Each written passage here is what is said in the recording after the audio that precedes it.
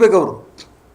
ಕರ್ನಾಟಕ ರಾಜ್ಯದಲ್ಲಿರುವಂಥ ಕೈಗಾರಿಕೆಗಳು ಉಳಿಬೇಕೋ ಬೇಡೋ, ಕರ್ನಾಟಕ ರಾಜ್ಯದ ರೈತರು ಬದುಕಬೇಕೋ ಬೇಡೋ, ಕರ್ನಾಟಕ ರಾಜ್ಯದ ನಾಗರಿಕರು ಬದುಕಬೇಕೋ ಬೇಡೋ.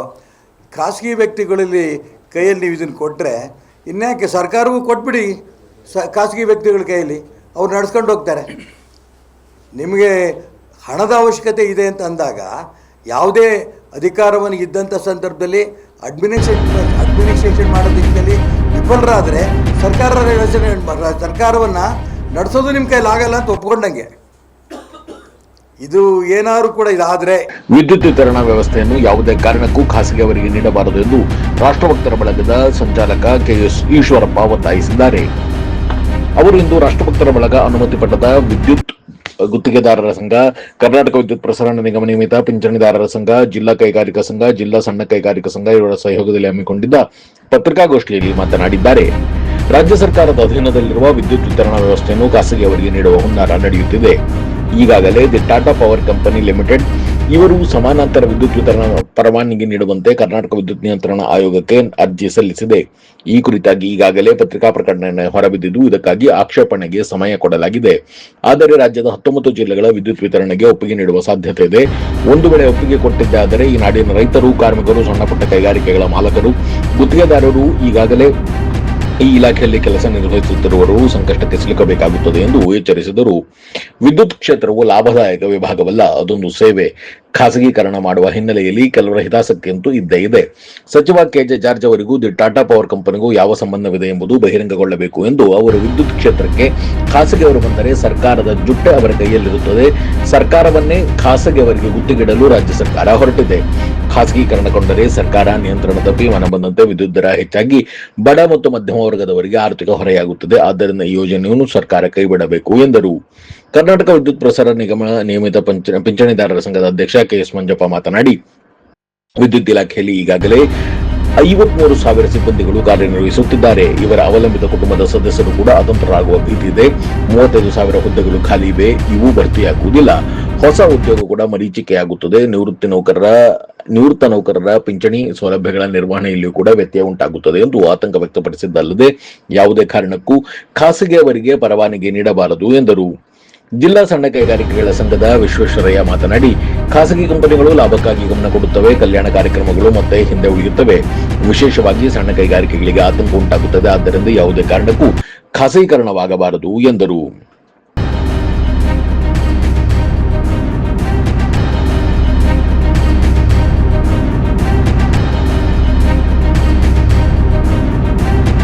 ಒಂದು ಸಣ್ಣ ಬ್ರೇಕ್ ನಂತರ ಕೆಎಸ್ ಈಶ್ವರಪ್ಪ ಏನು ಹೇಳಿದ್ರು ಕೇಳೋಣ ಬನ್ನಿ.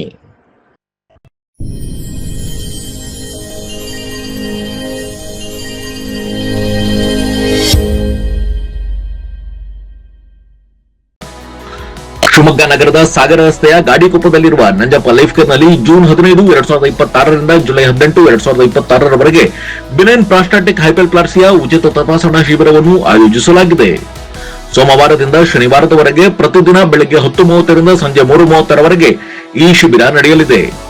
60 ವರ್ಷ ಮೇಲ್ಪಟ್ಟ ಹಿರಿಯರಲ್ಲಿ ಹೆಚ್ಚಾಗಿ ಕಂಡುಬರುವ ಪ್ರಾಸ್ಟೇಟ್ ಗ್ರಂಥಿ ಹಿಗ್ಗುವಿಕೆ ಸಮಸ್ಯೆಗೆ ಪ್ರಖ್ಯಾತ interventional radiologist doctor Nishita SH ಅವರು ಈ ಶಿಬಿರದಲ್ಲಿ ಉಚಿತ ಸಮಾಲೋಚನೆಯನ್ನು ನಡೆಸಲಿದ್ದಾರೆ. ಪದೇ ಪದೇ ಮೂತ್ರ ವಿಸರ್ಜನೆ, ಮೂತ್ರದ ವೇಳೆ ಉರಿ, ಮೂತ್ರದಲ್ಲಿ ರಕ್ತ ಹಾಗೂ ಕೆಳ ಹೊಟ್ಟೆ ನೋವಿನಂತಹ ಲಕ್ಷಣಗಳಿರುವವರು ಈ ಶಿಬಿರದ ಸದುಪಯೋಗವನ್ನು ಪಡೆದುಕೊಳ್ಳಬಹುದು. ಹೆಚ್ಚಿನ ಮಾಹಿತಿ ಹಾಗೂ ಅಪಾಯಿಂಟ್ಮೆಂಟ್ಗಾಗಿ ಸಂಪರ್ಕಿಸಿ Nanjappa life care, Gadikoppa, Shivamogga. Mobile ಸಂಖ್ಯೆ 8050616525.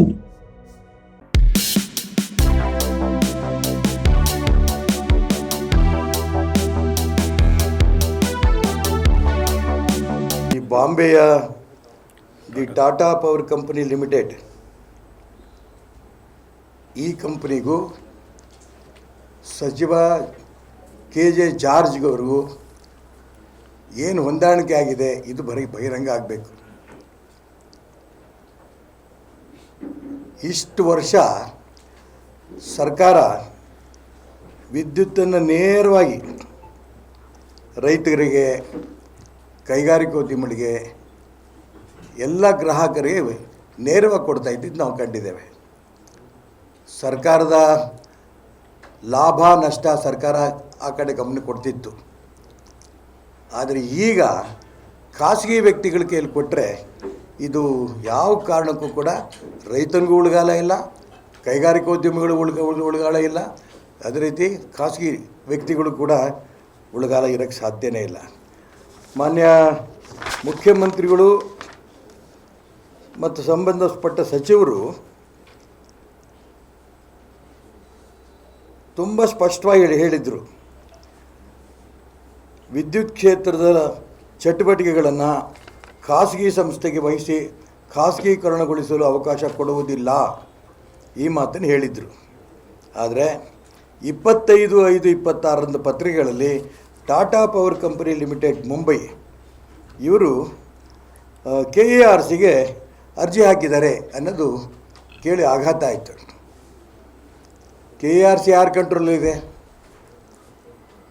ಇಂಡಿಪೆಂಡೆಂಟ್ ಬಾಡಿ ಹೌದು, ಆದರೆ ಇದರ ಇನ್ಫ್ಲೂಯೆನ್ಸ್ ಪೂರ ಮಂತ್ರಿಗಳಿದೆ. ನಾನು ಅದಕ್ಕೋಸ್ಕರ ಮಾನ್ಯ DK ಶಿವಕುಮಾರ್ ಅವರು ಹೊಸದಾಗಿ ಮುಖ್ಯಮಂತ್ರಿಗಳಾಗಿ ಬಂದಿದ್ದಾರೆ. ಇದನ್ನು ಗಮನಿಸ್ಬೇಕು ಅವರು. ಕರ್ನಾಟಕ ರಾಜ್ಯದಲ್ಲಿರುವಂಥ ಕೈಗಾರಿಕೆಗಳು ಉಳಿಬೇಕೋ ಬೇಡೋ, ಕರ್ನಾಟಕ ರಾಜ್ಯದ ರೈತರು ಬದುಕಬೇಕೋ ಬೇಡೋ, ಕರ್ನಾಟಕ ರಾಜ್ಯದ ನಾಗರಿಕರು ಬದುಕಬೇಕೋ ಬೇಡೋ, ಖಾಸಗಿ ವ್ಯಕ್ತಿಗಳಲ್ಲಿ ಕೈಯಲ್ಲಿ ನೀವು ಇದನ್ನು ಕೊಟ್ಟರೆ ಇನ್ಯಾಕೆ ಸರ್ಕಾರವೂ ಕೊಟ್ಬಿಡಿ ಖಾಸಗಿ ವ್ಯಕ್ತಿಗಳ ಕೈಯಲ್ಲಿ, ಅವ್ರು ನಡ್ಸ್ಕೊಂಡು ಹೋಗ್ತಾರೆ. ನಿಮಗೆ ಹಣದ ಅವಶ್ಯಕತೆ ಇದೆ ಅಂತ ಅಂದಾಗ ಯಾವುದೇ ಅಧಿಕಾರವನ್ನು ಇದ್ದಂಥ ಸಂದರ್ಭದಲ್ಲಿ ಅಡ್ಮಿನಿಸ್ಟ್ರೇಷನ್ ಮಾಡೋ ದಿಕ್ಕಿನಲ್ಲಿ ವಿಫಲರಾದರೆ ಸರ್ಕಾರವನ್ನು ನಡೆಸೋದು ನಿಮ್ಮ ಕೈಲಿ ಆಗಲ್ಲ ಅಂತ ಒಪ್ಕೊಂಡಂಗೆ.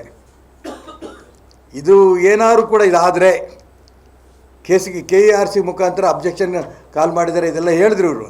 ಅಬ್ಜೆಕ್ಷನ್ಗಳು ಎಷ್ಟರ ಮಟ್ಟಿಗೆ ಅಬ್ಜೆಕ್ಷನ್ಗಳನ್ನ ಅವ್ರು ಬೆಲೆ ಕೊಡ್ತಾರೋ ಬಿಡ್ತಾರೋ ಗೊತ್ತಿಲ್ಲ. ನಾನು ಕೂಡ ಒಂದು ಅಬ್ಜೆಕ್ಷನ್ ಆಗ್ತಾಯಿದ್ದೀನಿ, ಇದು ಯಾವುದೇ ಕಾರಣಕ್ಕೂ ಮಾಡಬಾರ್ದಂತೆ. ನಾನು ಎನರ್ಜಿ ಮಿನಿಸ್ಟರ್ ಆದಂಥ ಸಂದರ್ಭದಲ್ಲಿಂದ ಅಲ್ಲಿಂದ ಇಲ್ಲಿ ತನಕ ಏನು ಅನುಭವ ಇದೆ ಅದನ್ನು ಕೋಟ್ ಮಾಡೇ KARCಗೆ ನಾನು ಅಬ್ಜೆಕ್ಷನ್ ಕೂಡ ಹಾಕ್ತಾಯಿದ್ದೀನಿ. ಅದಕ್ಕೋಸ್ಕರ ಇದರಿಂದ ಯಾರ್ಯಾರಿಗೆ ತೊಂದರೆ, ಅವರೇನೋ ಕಾರ್ಮಿಕರಿಗೆ ತೊಂದರೆ ಅಂತಂದರು. ಬರೀ ಕಾರ್ಮಿಕರಿಗಲ್ಲ, ಇಡೀ ರಾಜ್ಯದ ಎಲ್ಲ ವರ್ಗಕ್ಕೂ ತೊಂದರೆ ಆಗುತ್ತೆ. ಕಾಂಟ್ರಾಕ್ಟರ್ಸ್ ಅಸೋಸಿಯೇಷನ್ ಅವ್ರು ಕೂತ್ಕೋತಿಯಾರಲ್ಲಿ ಇಡೀ ರಾಜ್ಯದಲ್ಲಿ ಎಷ್ಟು ಜನ ಕಾಂಟ್ರಾಕ್ಟರ್ಸ್ ಇದ್ದಾರೆ? ಗುತ್ತಿಗೆ ಕಾರ್ಮಿಕರು 15,000. ಅವರಷ್ಟಾಗಿ ಎಷ್ಟೆಷ್ಟು ಜನ ಕೆಲಸ ಮಾಡ್ತಾಯಿದ್ದಾರೆ? ಎಷ್ಟು ಜನ ರೈತರಿಗೆ ವ್ಯತ್ಯಾಸಗಳಾಗ್ತಾಯಿದೆ?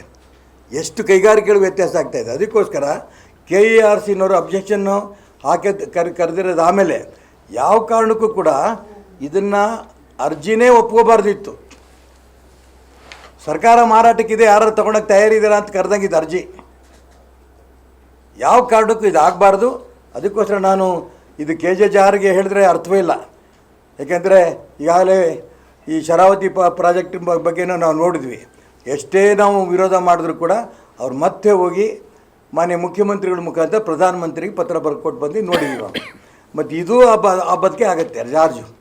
ಅದಕ್ಕೋಸ್ಕರ ಮಾನ್ಯ ಮುಖ್ಯಮಂತ್ರಿಗಳು ರೈತರ ಬಗ್ಗೆ ನಿಮ್ಗೆ ಆಸಕ್ತಿ ಇದ್ದರೆ, ಕೈಗಾರಿಕೆಗಳು ಉಳಿಬೇಕು ಅಂತ ನಿಮ್ಗೆ ಆಸಕ್ತಿ ಇದ್ದರೆ, ಸಾಮಾನ್ಯ ಜನರ ಬದುಕು ಹಸನಾಗಬೇಕು ಅಂತ ನಿಮ್ಗೆ ಆಸಕ್ತಿ ಇದ್ದರೆ, ಇದೇನು KARC ಈಗೇನು ಕಾಲ್ ಮಾಡಿದಾರಲ್ಲ ಅಬ್ಜೆಕ್ಷನ್ನ, ಅದನ್ನು ವಿಡ್ರಾ ಮಾಡಿ ಯಾವ ಕಾರಣಕ್ಕೂ ಕೂಡ ಖಾಸಗಿಯವರ ವ್ಯಕ್ತಿಗೆ ನಾವು ಕೊಡಲ್ಲ ಅನ್ನೋಂಥ ಮಾತನ್ನು ಮುಖ್ಯಮಂತ್ರಿ ಬಹಿರಂಗವಾಗಿ ಹೇಳಬೇಕು. ಇಲ್ಲಾಂದರೆ ಇಡೀ ಕರ್ನಾಟಕ ರಾಜ್ಯದಲ್ಲಿ ಜನ ದಂಗೆ ಹೇಳೋಂಥ ಪರಿಸ್ಥಿತಿ ಬರುತ್ತೆ.